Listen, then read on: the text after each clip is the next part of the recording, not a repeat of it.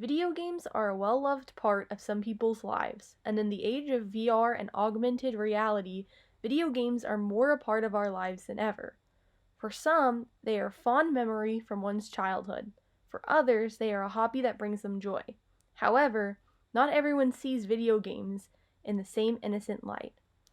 I'm AJ Elmore, and today I will be talking about if video games cause violence. There has been a long-standing debate as to whether violent video games cause violent behavior. In 1976, Death Race brought about concerns because of violent content.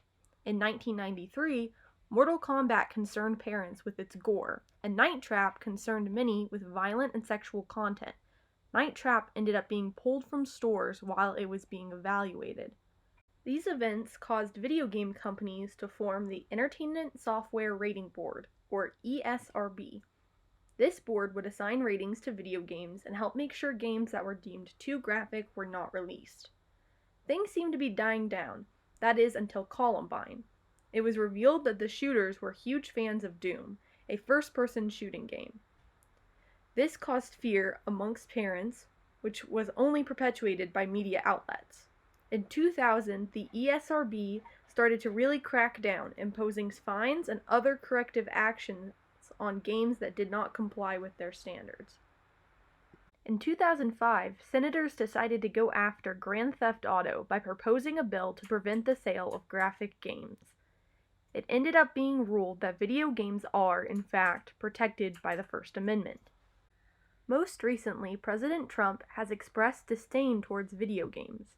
In 2019, he blamed two shootings on, quote, the glorification of violence in our society, end quote, such as, quote, the gruesome and grisly video games that are now commonplace, end quote.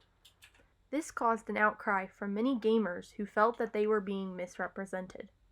So, what is the truth? Are violent video games causing people to act violently? This is a very important question because this issue not only pertains to what children, the next generation, are exposed to, but also mass shootings. If video game violence causes actual violence, are video games to blame for mass shootings here in the United States? The results from some experiments do support the idea that violent video games can cause violent behavior.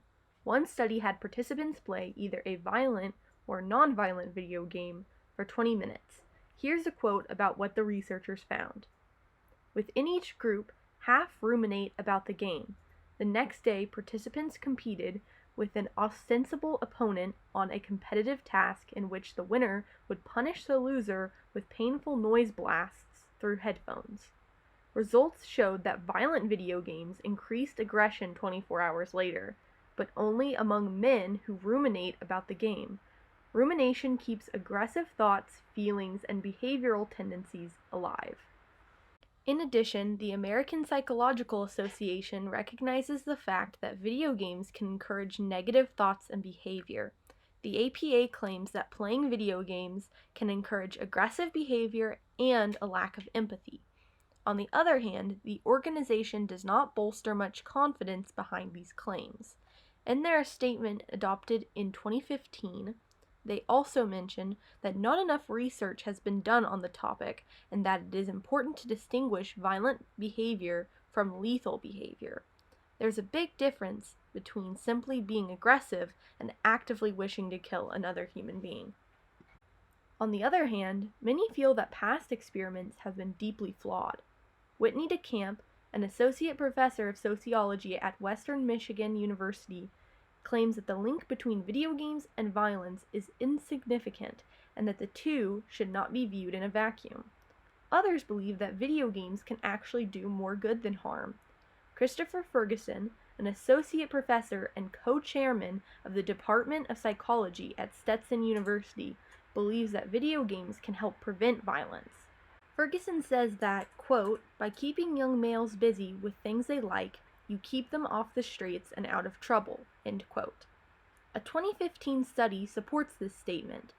The study found that, quote, in the months after popular violent video games are released, aggravated assault and homicide rates tend to drop, end quote.